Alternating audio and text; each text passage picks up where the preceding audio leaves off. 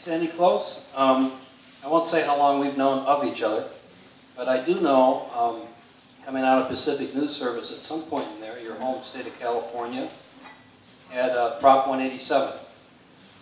I may be dating myself there by mentioning that particular California proposition, but you also have a Governor Schwarzenegger now. How is it that in a state like California you were able to, or maybe it's because of those extremes, that in the state of California you discovered, coming out of Pacific News Service, this other niche to begin digging into?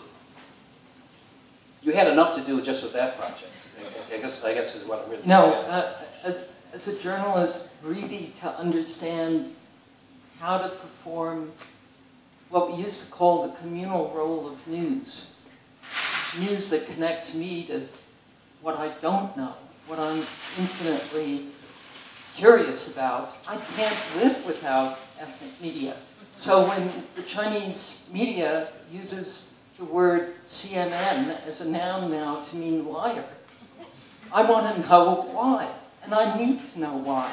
And damn it all, we need to understand why the Chinese language media, and I'm not talking about mainland Chinese media, I'm talking about Chinese media serving Chinese here in the United States, felt that the coverage of the Tibet riots was a superficial propagandistic coverage.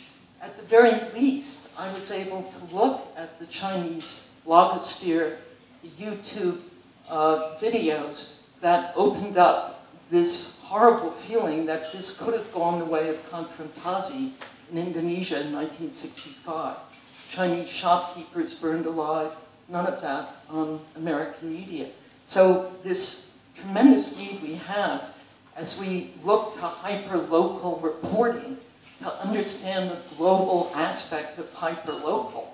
This is something that ethnic media has in its DNA. There is no local without global, there is no global without local. And we in mainstream media, myself, we're still stuck in a paradigm. And as we move into new media, the tremendous danger is that we're simply going to reproduce ourselves in the new media space. There we have this tremendous resource, the institutional memory. What Juana talked about, the economic role, you realize the dramatic growth of small business and ethnic communities could not have happened without the equally dramatic growth of ethnic media. The two are totally synergistic. The audience of ethnic media is exactly how a small business grows its customer base. And the need to grow that customer base is why ethnic media gets 70 to 80% of its ad revenue.